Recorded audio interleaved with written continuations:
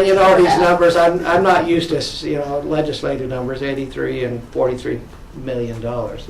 That's a lot of money. But again, that makes this Medicaid expansion sustainable. And that's what we are about. I think we've done it.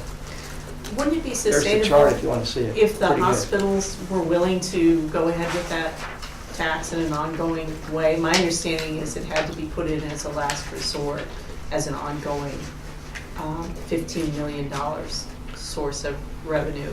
Okay. Go ahead. So why don't we pass that out? Why don't you give one to everyone?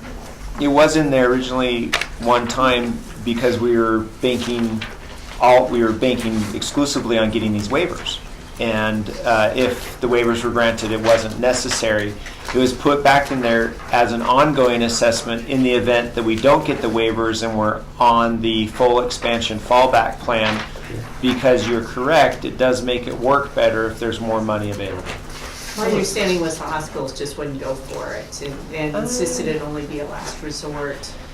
What's the current hospital assessment? It's $12 million today. So they're already participating $12 million. There's two types of hospital assessments. So this will kick in the second option.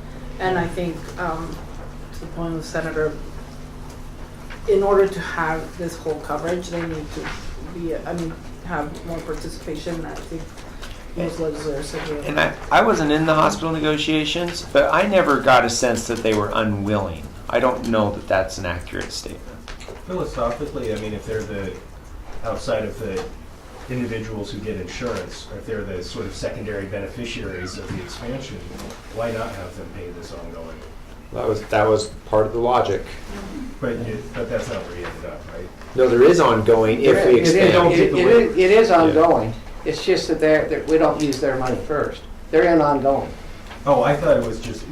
I thought it was the Senate bill was one waivers. time. If you do get the waivers, then they drop out. That's the Senate bill. The House bill put it in ongoing, from my understanding. But ongoing only as a second fallback That's position right. is what I understand, And right? So you can go all the way up to 138.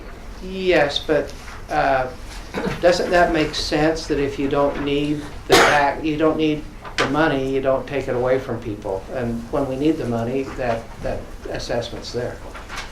And the other part of this is the hospitals, right or wrong, are saying they lose money on Medicaid patients. And so part of the comment is we're having more people use this resource. We don't make money on it in the first place, plus your taxes on top of that. I don't know if that's accurate or not. I'm just saying it's part of the narrative that we're told. Okay. Other questions? There may be life after Medicaid, I think, in the legislature, but we'll see, okay? So what are you doing about the other initiatives? Four, I guess, is left. Well, I'm sure people are talking about it, It hasn't risen to, I think, a bill, but I'm sure we're talking about it. Is that something leadership is behind, trying to deal with Prop 4 this session? Next year's an election year, and then you're in redistricting. I think there are questions about Prop 4 and its constitutionality. And I think that'll be, the legislature has the responsibility and obligation to redistrict. And so I think there are questions being raised about that and probably will continue to be. What's your concerns about it? Well, the legislature has that responsibility. Okay? But this is just a, hey, we think you ought to go with this map. It's like a feel-good measure. And I do think there's still some questions. And I'd probably bring our attorneys in to talk about it, but But do you see this something, President, that you would need to deal with this session just because of the... I think the question is, do we need to deal with this session? Redistricting doesn't start till really 2021 probably, and so we've got some time. But I'll guarantee you people are talking about it, you're talking about it, so legislators are. I mean, Right. I think you'd have to wonder if they weren't talking about it, so they are. Okay. And can you talk about today's vote? There's a lot of viewers out there that are asking about this vote in relation to democracy. Can you talk about that from your standpoint and the passing of this today? I don't know if I understand the question. Meaning, if Republic something versus democracy. Yeah, democracy. If this is passed, it was voted on by Utahns. Well, how should Utahns feel about this today? So I've got a question. Anybody want to answer it? Do we live in a democracy or republic? And we change our our bills every year. And so we have the responsibility to take whatever statute is passed, whether it be through a referendum or through somebody else's bill last year, and we have to make sure that we can deal with it. So go ahead. And I'll answer your question because no one else wanted to. We live in a republic, number one. But number two, the voters should be very excited. We passed Medicaid expansion, which this legislature's never been willing to do before in the past. And we have expanded Medicaid. And so as far as did they get exactly what they wanted? But this is the bill process for any bill up here. You know, I run bills. I never get what I want. I think my ideas are really good. But during the process, someone else decides they're not as good as I thought they were. And we end up with a slightly different version. This went through a very similar process. And I think if anything, the voters should feel like for the first time ever, Utah's voted on an expansion bill. So I think they should feel, heard. Senator And we talked a lot about that last Friday. You've seen a referendum come forward. The voters have had significant influence. You saw members on the floor stand up, one I can think about, that said, I've never voted for expansion in my life. The sponsor of the bill has said that. Others in this room have said that. And so what we're doing is we're seeing an expansion, and if you look at the chart I just sent out, or showed, we're seeing Medicaid expansion in a fiscally responsible way. That's pretty amazing, because I don't think that would have happened without the initiative. Senator, what do you mean by never before? I mean, the legislature voted on expansion last year. Are you saying that last year's plan was never expected to take effect? No, but even last year's expansion plan, we settled in on something similar to last year's expansion plan, right? But we put into place the fall safe, that is a full expansion fall safe. That would have never even heard light of day but for this ballot initiative. But the legislature has voted on expansion before. Okay, fair enough. Yes, you can correct everything I said. I've never seen Senator Hemmert make a mistake before, so that may be his first one. And I bet the WHIP's bill's do better this year. So thanks for the correction. What about the larger question, though, that this is now, there's 3 initiatives that voters approved. You'd already changed Prop 2 in special session. You've now changed Prop 3. You say there's probably talk of Prop 4. So can I make a prediction? We'll be working with cannabis or marijuana for the rest of our lives. Okay? In every session for the rest of our lives. I just don't think that's going away now. Now we have medical marijuana. We'll either be looking at recreational or we'll be looking at tweaking the medical. I think it's a natural process. Once we have a statute, a referendum or bill in front of us, we're going to keep working on it probably forever. And I just don't think you can say whatever got passed in one session or one instance is going to be the end. It's not going to be. You said recreational, does that mean is something coming? Well, I think there'll be people submit bills, don't you think? You think you're going to get a bill on recreational marijuana in this legislature? No, I think in the next year or two, don't you? It was been done before. I asked for before. And You asked for recreational marijuana before, like the No, bill? we've never asked for it, but Oh. there have been people asking for it. I think you've heard that. I've heard rumors of it anyway, that some people would like recreational. Well, President, if you could just speak to kind of the larger pattern here, to Caitlin's question. Voters say what they want, and they get something different from the legislature on 2 of the 3, and probably now on the 3rd. The suggestion is the legislature will take a Senator look at Prop Miller or 4 Vickers, too. any thoughts on that? Well, it's always interesting when you have initiative, the initiative language and the process that goes through. And this has been alluded to previously. If up here, if we have a bill, we obviously read the bill, we understand it, and then we vote on it. The proposition, initiative, that language is, for the most part, our process right now isn't as transparent as we'd like it. It doesn't allow for the voter to know all the details or understand the ramifications of all the details. So that's a challenge. And so those that write the language and put it into initiative are the ones that probably know and understand what those are, what those ramifications are, and what the ideals we're trying to get. So then when we get a piece, for the voters to say, or for individuals to say, well, you have to vote on, we voted on this, so you have to accept all of the language.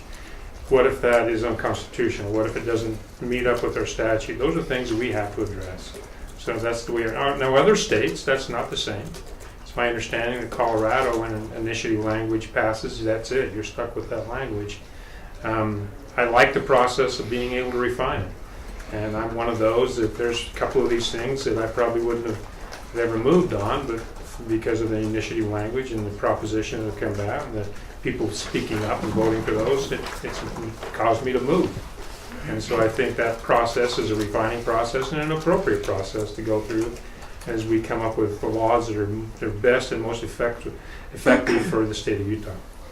Can I just add Go ahead. really quick, just in terms of the process? I mean, what's maybe worth mentioning is both medical cannabis and full Medicaid expansion we've presented those bills before by Republicans and Democrats, right? I mean, it was Senator Mark Madsen that carried that water for so many years. So it was not like someone woke up one morning in an arbitrary situation, be like, oh, I think we should have full Medicaid expansion today. So I think it's just important because the people, I think, got tired of waiting for actions to take place and push this process, and maybe it was too much on one-sided or not, depending where you stand and what caucus you're part of. But they then tried what was left for them, and that is that initiative. I agree with Senator Vickers that some states have some ways of dealing with their initiative that I don't necessarily think is the right approach, but maybe we can find a way where because we don't have necessarily anything in place to say how the legislature maybe respects the intent, but can have changes. I agree, for example, the funding of Medicaid expansion, full Medicaid expansion, whether we were moving with Prop 3 as is, we should make sure we're funding it correctly. So I mean, those pieces, I agree, but the same with medical cannabis. I mean, there were pieces that needed to change, and will still continue to change. So, but just as a matter of aside, in the last 10 years, those two issues and the redistricting were brought up by legislators through a process and never heard.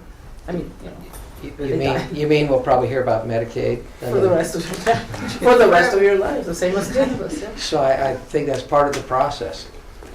Do you, assuming that SB 96 is signed into law, do you think it's at all vulnerable to any kind of legal challenge or lawsuit?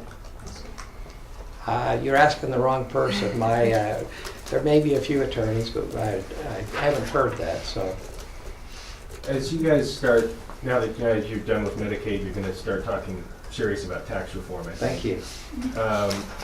As you start those conversations, is there going to be any discussion of raising the gas tax to help fund education?